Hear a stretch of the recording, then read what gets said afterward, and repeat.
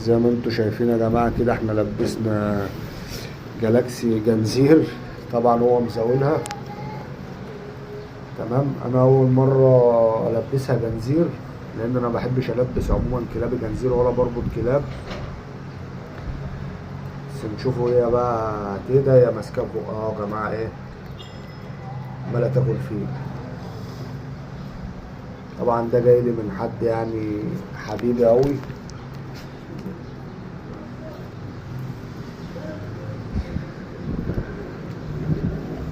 فانت لازم تعود كلبك من وهو جرو على ان هو يتحط حاجة في رقبته او يلبس حاجة في رقبته عشان ما يجيش بعد كده يزهقك. زي ما انتوا شايفين يا جماعة هي جالاكسي بدأت تتعود على الجنزيرة اهي، بس برضو ايه مزاولها. فاحنا كده كده هنسيبه في رقبتها يعني مش هنشيله، هو واسع خالص.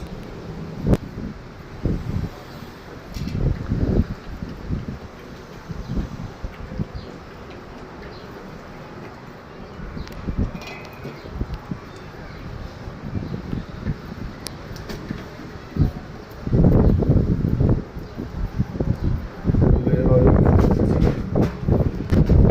متنسوش تقولولي ايه رأيكم في الجنزيرة يا جماعة. هي بدأت اهي، بس برضو هو مزاولها في المشي وفي الجري،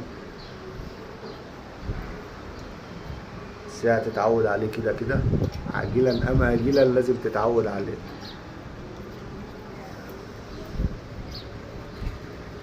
بصوا، فعشان كده لازم تلبس كلبك من وهو جرو الجنزير او تلبسه اي حاجة في رقبته، لان ده لو كبير مش هتعرف تسيطر عليه اصلا. بصوا هي ماسكاه في بقها ازاي.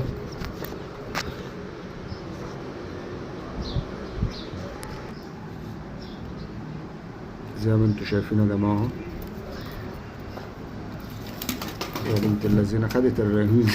لا شاطرة شاطرة، لا برافو. وده برضو فايدة تعليم أمر المنع. بصوا الجنزير مزاولة ازاي يا جماعة. شوفوا بتعمل ايه في الجنزير. جالاكسي جالاكسي.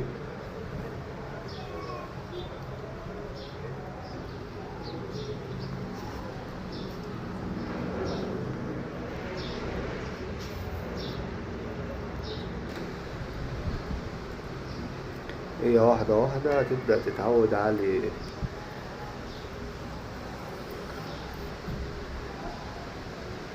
دخل في البوكس بتاعها. بصوا بصوا بتعمل ايه في البوكس المجنونة.